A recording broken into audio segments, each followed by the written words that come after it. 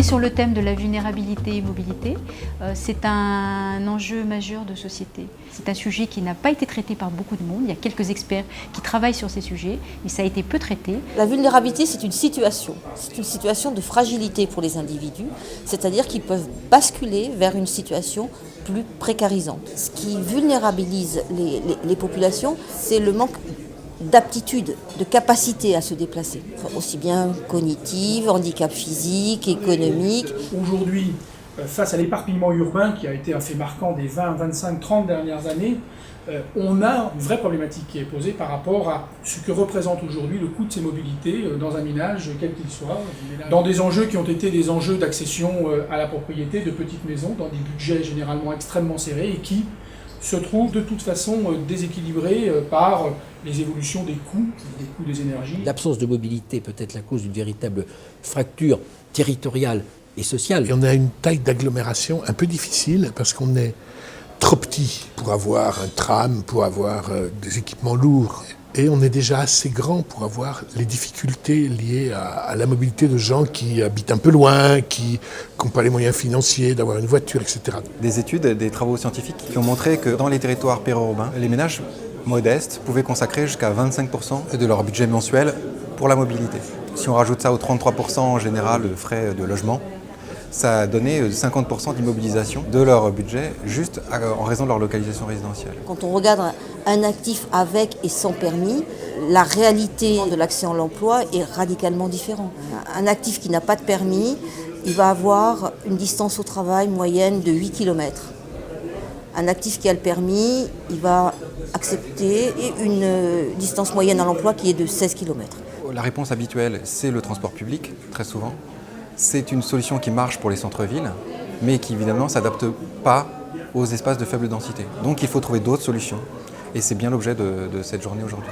La réponse, elle n'est pas que autour des acteurs de la mobilité, mais c'est effectivement une réflexion qui doit être transversale. Et dans les ateliers, le fait de pouvoir réfléchir avec des gens d'horizons différents, ça permet de pouvoir couvrir de ce fait l'ensemble de la problématique. On se doit de trouver des solutions qui sont ajustées dans des business models économiquement viables. Il faut absolument que des liens de solidarité se tissent. Est-ce qu'on construit loin du cœur des villes? Et à ce moment-là, on crée en quelque sorte un besoin de mobilité, y compris et surtout pour les personnes les plus vulnérables. L'une des manières de s'en occuper, c'est vraiment de densifier l'habitat, les fonctions urbaines. Il y a des solutions individuelles, des ajustements type empreinte véhicule, qui font appel à leurs réseaux sociaux. Tous ces ajustements permettent donc de baisser le coût de la mobilité.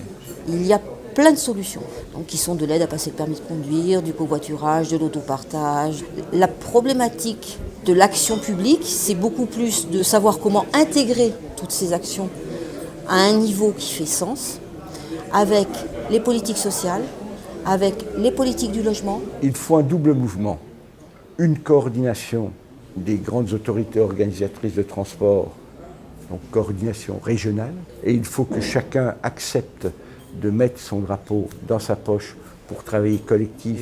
Aujourd'hui, c'est complètement utopique de penser qu'on peut répondre par les mêmes services à l'ensemble de la population.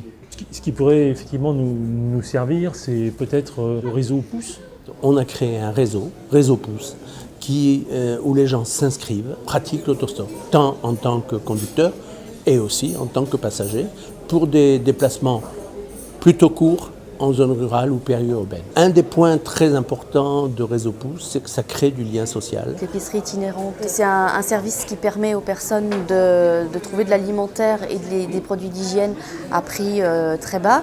En baissant leurs charges alimentaires, on va leur permettre de faire face à d'autres types de charges. C'est une structure qui va au-devant des habitants pour que ces difficultés de mobilité ne soient pas un frein à leur insertion, qu'elle soit professionnelle ou sociale. Enfin, ce que je voulais surtout suggérer, c'est que la question de la difficulté financière ne soit pas forcément vécue comme étant une contrainte, mais peut-être comme un moyen de s'interroger sur la manière avec laquelle on peut essayer de rendre le service. Par exemple, le partage de flottes de véhicules. Ces investissements-là sont des investissements qui sont un peu dormants. Il me semble qu'il y a là des pistes sur lesquelles on peut avancer, des pistes sur lesquelles on peut essayer de faire des propositions. Travailler sur ce sujet, sur le terrain et avec notre cahier de prospective, d'apporter une synthèse et des pistes de services à déployer sur le terrain, c'est essentiel pour aujourd'hui répondre et correspondre aux demandes des collectivités territoriales et faire tout simplement notre métier.